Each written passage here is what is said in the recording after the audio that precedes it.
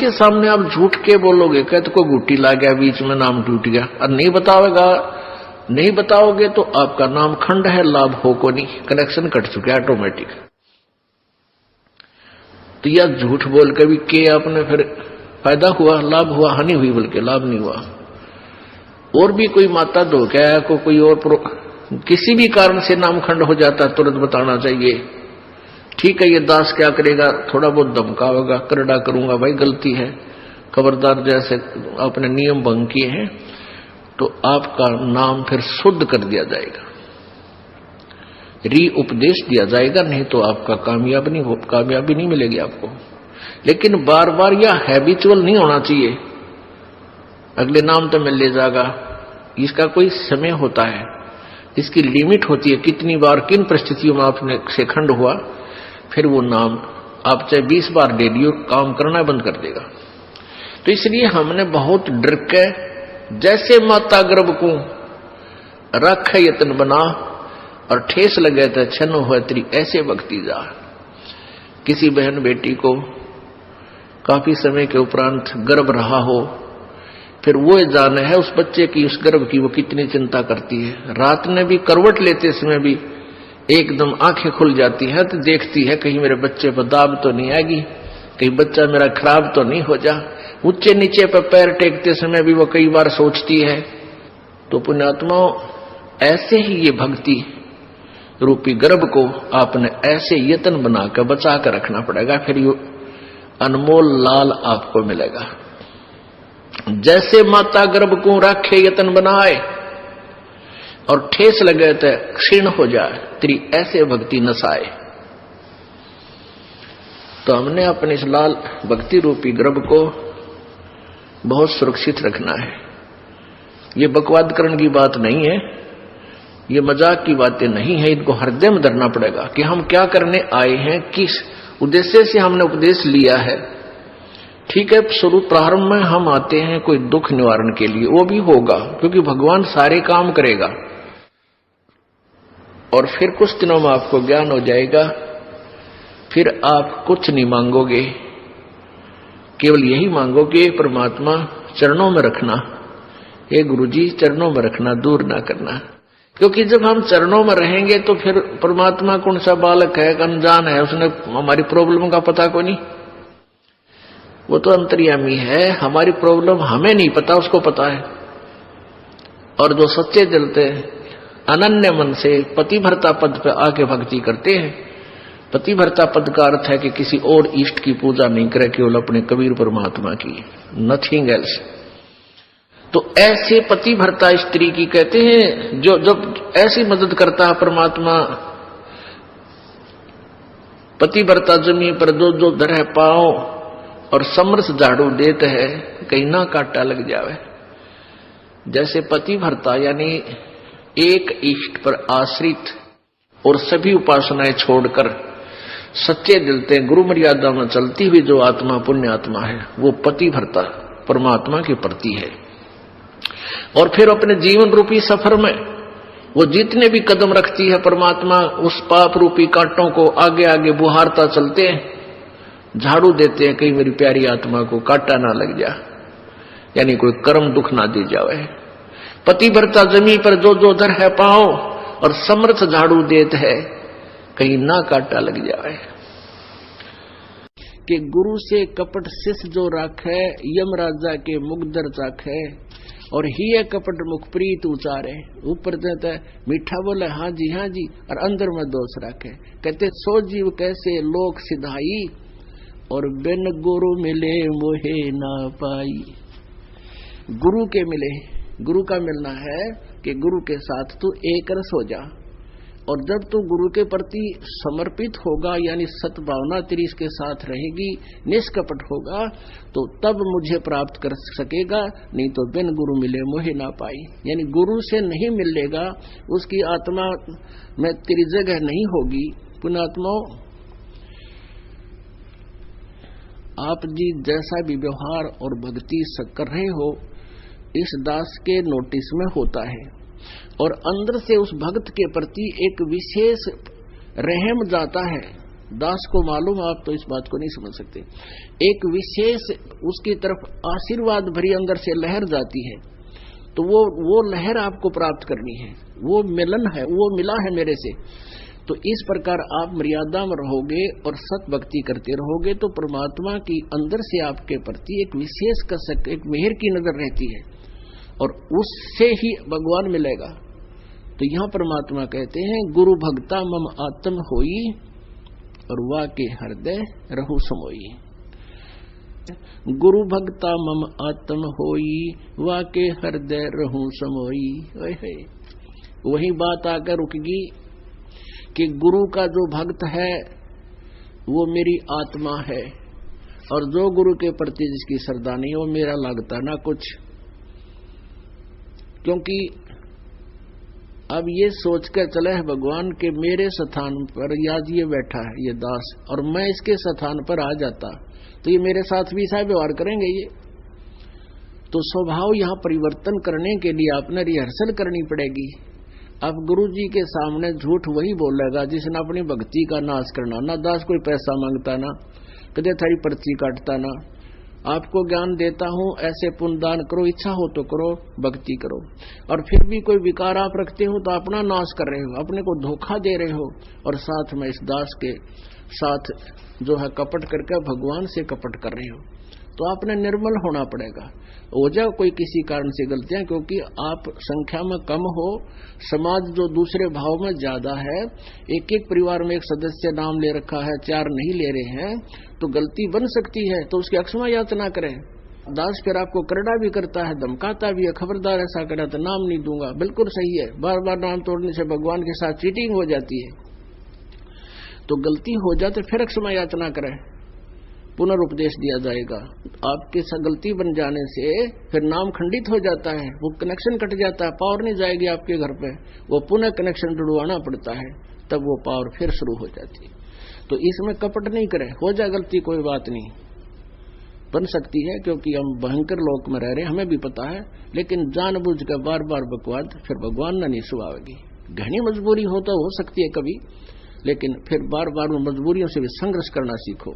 जैसे मीराबाई ने किया, ध्रुव प्रहलाद ने किया, आज उनके नाम रोशन हुए, सफल हुए।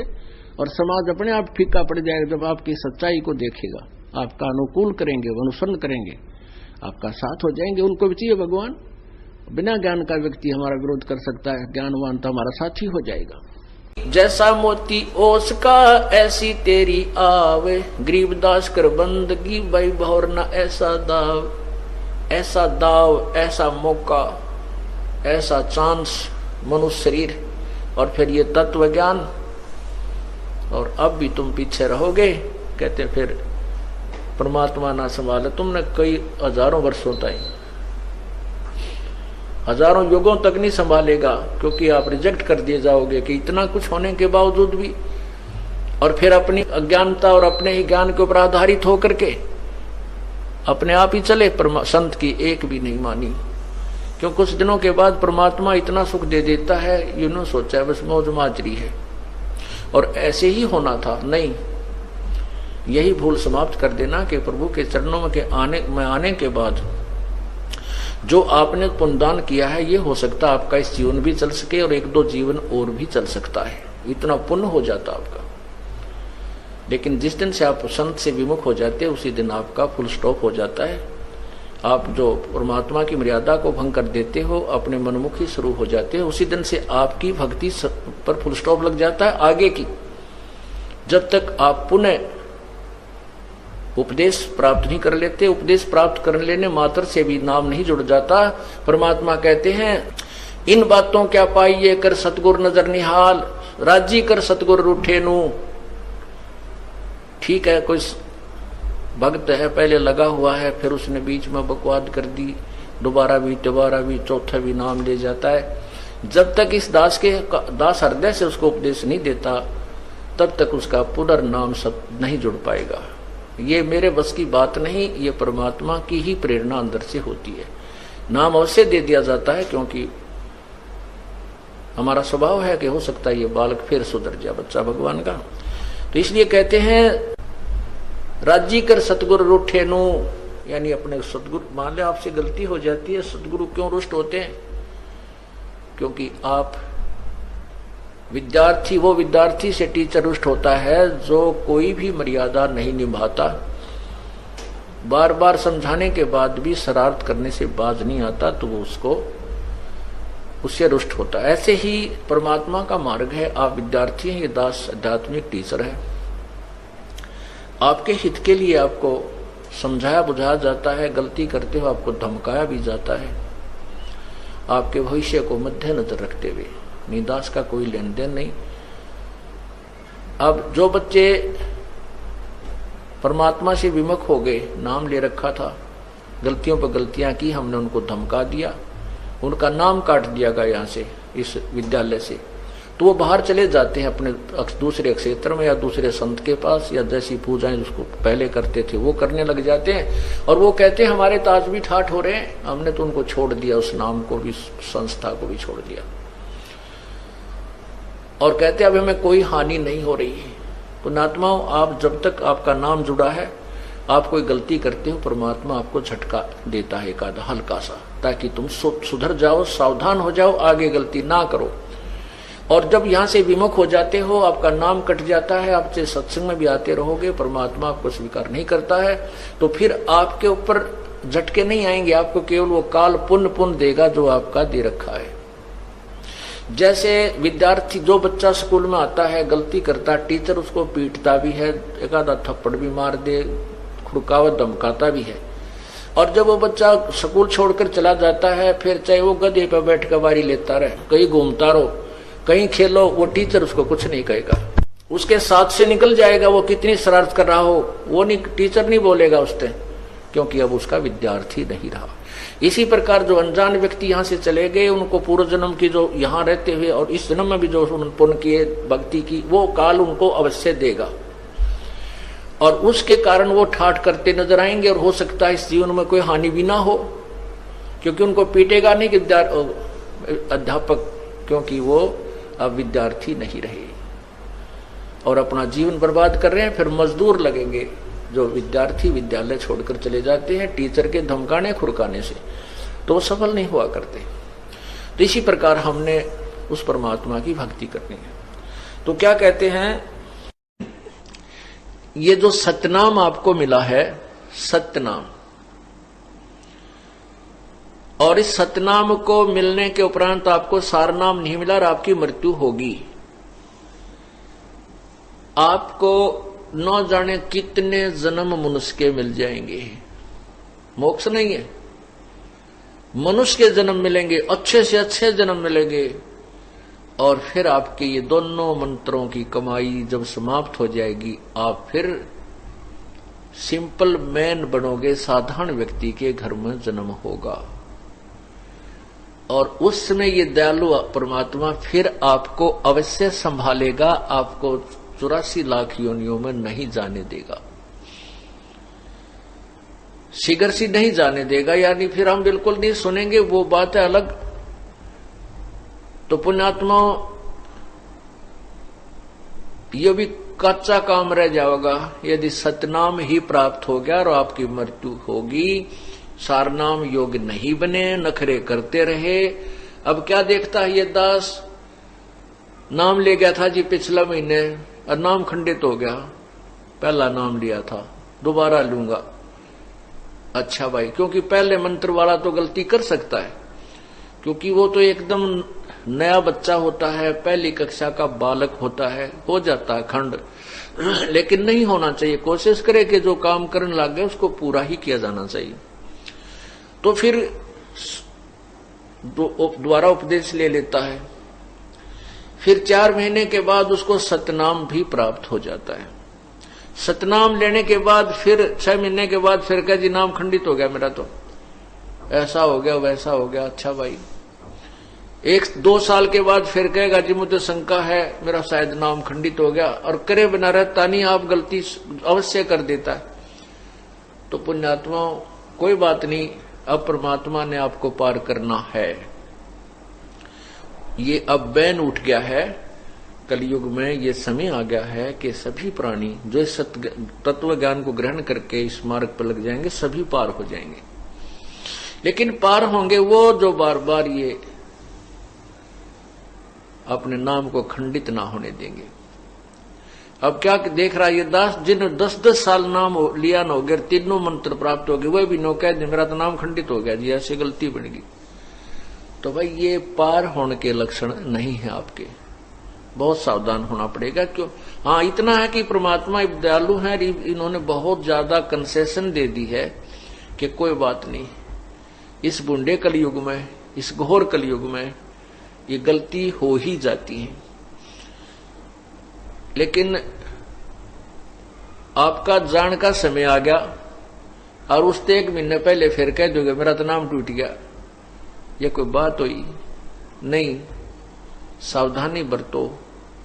अगर आदमी 2 वर्ष 3 वर्ष 4 वर्ष के बाद भी दृढ़ नहीं होता है फिर मोक्ष नहीं हो पाएगा आपका, बहुत सावधानी करनी पड़ेगी।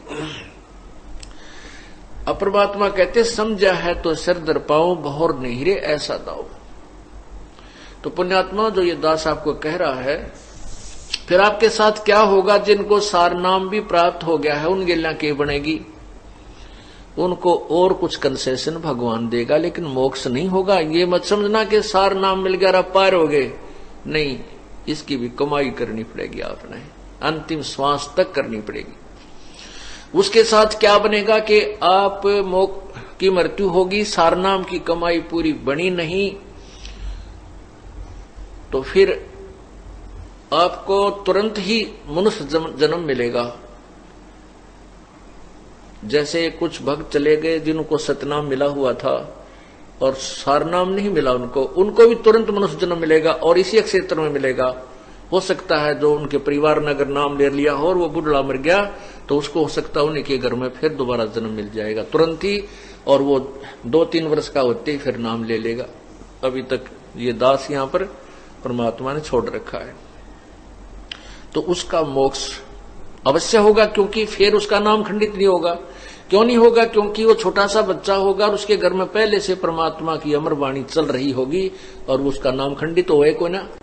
खंडित क्यों नहीं होगा? क्योंकि पहले से ही उस परिवार में वो साधना सुचारू रूप से चल रही होगी और ऐसा समाज बन चुका होगा कि कोई उसमें बाधक बनेगा ही नहीं। पार तो होंगे लेकिन जन्म बढ़ा लिए, और हो सकता है काल का कुछ अटपटा खेल है।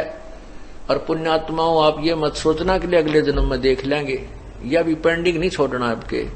अगले जन्म में माना आपकी का जन्म दे दे अफ्रीका में, क्योंकि हमारे संस्कार आपस में रले मिले हैं। हिंदू, मुसलमान, सिख और ईसाई कोई भिन्न नहीं है, हम एक पिता की संतान हैं। और ये मजहब धर्म तो अभी बने हैं इस कलयुग में, इससे पहले कोई धर्म मजहब की कोई अलग से व्यवस्था नहीं थी।